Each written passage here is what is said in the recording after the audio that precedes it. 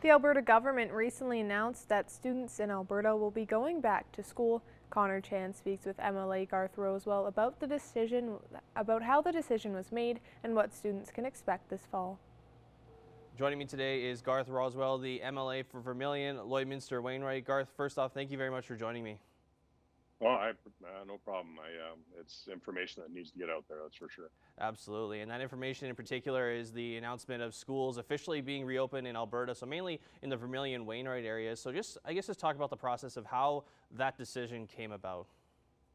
Well, I'm talking to the minister, like she went and consulted with the school boards and the ATA and all the players that were involved in this. And the goal was to try to be open. And there was three scenarios that were potential options. And what we settled on was the least restrictive one, which is scenario one, which is essentially operations as per normal with some health measures and sanitation measures in order to operate safely. Why was scenario one the best option for the province? Well, I think Alberta has done a really good job of containing the pandemic, flattening the curve, and just managing the pandemic overall. Like Albertans, stuck to the suggestions of the chief medical health officer, and we had pretty good numbers. Part of it, where the NHL playoffs are coming to town. I think all of those are benefits of how well Albertans stuck to the rules and try to flatten the curve on this pandemic. Is there any plan in place for students when they do go back, for some that, if they do contract the virus, what's the plan in place for those students?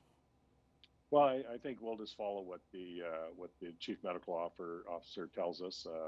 There's sanitation at the door, there's cleaning procedures, there's questionnaires that people have to answer in order to be allowed to come into the school on a daily basis. So we're going to track that, and if a person does if someone does come down with the pandemic, I imagine there's going to be some isolation or that type of thing that'll come on. But we'll rely on the chief medical officer to dictate as to how we're going to manage that. One of the things that was said by the education minister was that the physical distancing measures are up to the school divisions themselves. So in those Vermilion, Wainwright areas, have you had a chance to discuss with those school divisions and what they are possibly going to do when they open? I've talked, actually, I was talking to the school divisions, the ones I could connect with this morning. And the main thing that came up right now is PPE and making sure they got it and where they can source it from and that type of stuff. But the one of the ones that I did talk to said they had fairly detailed explanations as to what they needed to do. So they were very.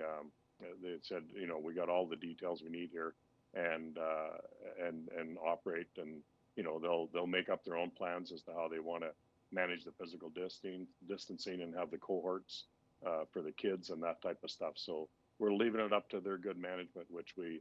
In Vermilion, Lloydminster, Wainwright, we have good school boards that know how to manage things.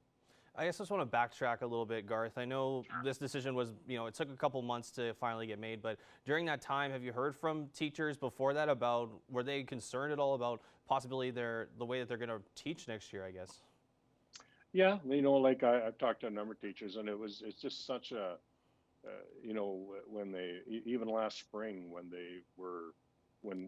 we essentially closed the schools, they were, well, how do we manage this? What do we do, right? And they did great work. They did good work. Even the bus drivers were driving homework out to kids that didn't have effective internet, and then they wound up taking their personal cars in the end. So they did a good job there, and I think they were waiting for direction from us. They've got it now.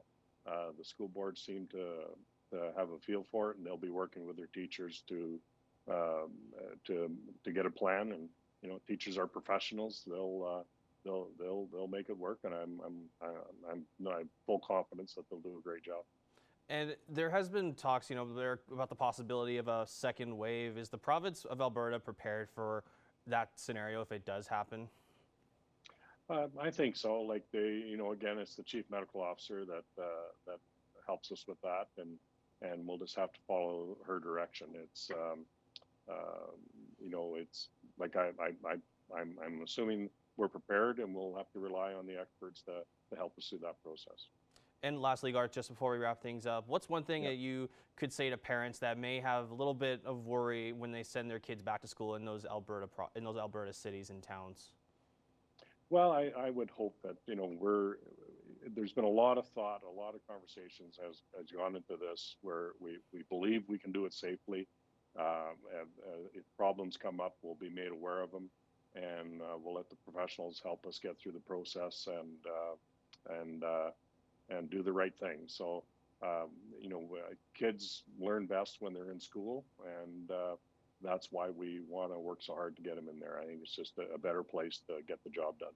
Absolutely. Well, Garth, I really appreciate your time, and thanks very much for joining us.